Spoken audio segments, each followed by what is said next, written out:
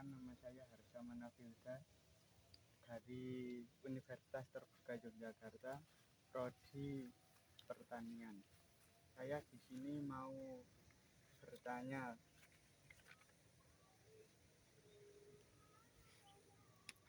untuk praktek, berapa biaya menanam cabai di dalam greenhouse? Untuk menanam cabai rawit di dalam greenhouse untuk ukuran greenhouse 1000 meter itu rata-rata per 1000 meternya ada 15 juta. Itu dimulai dari untuk pembelian mulsa, untuk pembelian pupuk kompos, dan untuk pembelian pembenah tanah seperti asam guma, trichoderma, PJPR, dan lain sebagainya. Atau untuk persiapan benih dan untuk persiapan untuk dari tanam sampai nanti persiapan berbuah. Lalu untuk pertanyaan yang kedua, apa kekurangan dan kelebihannya jika menanam di tempat seperti greenhouse ini? Ya, untuk kelebihan kita menanam di dalam greenhouse itu yang pertama itu kita bisa modifikasi cuaca atau sepanjang tahun itu bisa menanam cabai. Kemudian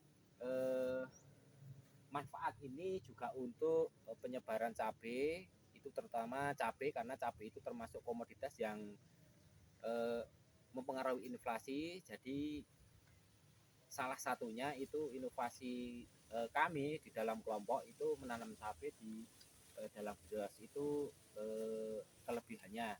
Kemudian untuk kelebihan selanjutnya itu kita bisa mengurangi UPT atau hama dalam tanaman itu bisa dikendalikan karena dari luar itu tidak terkontaminasi dengan sempurna ketika dalam fase vegetatif. Untuk kelebihannya, untuk kekurangan untuk menanam di dalam greenhouse yang pertama itu masalah irigasi. Irigasi kalau di dalam greenhouse kita harus cukup, kita mempunyai air yang cukup karena kita penyiraman untuk per satu harinya per satu tanaman itu sekitar 200 ml itu untuk satu pohon. Kemudian kekurangan selanjutnya itu saat masa generatif. Pada saat masa generatif terutama ini untuk cabai rawit, karena bunga cabai rawit itu bunganya ini sempurna, tetapi penyerbukan untuk cabai rawit di dalam greenhouse itu tidak sempurna. Jadi harus dibantu dengan angin. Kalau di sini untuk penyerbukan khususnya cabai rawit di dalam greenhouse itu banyak cara. Ada yang di dalam greenhouse itu kita pelihara lebah di situ, atau lebah tawon atau lanceng, atau dengan kita goyangkan tetapi setiap hari. Ini untuk membantu penyerbukan. Kalau yang di sini kita membantu penyerbukan dibantu dengan air, jadi screen netnya kita buka. Ini biar angin itu bisa tembus dari samping ke samping untuk membantu penyerbukan.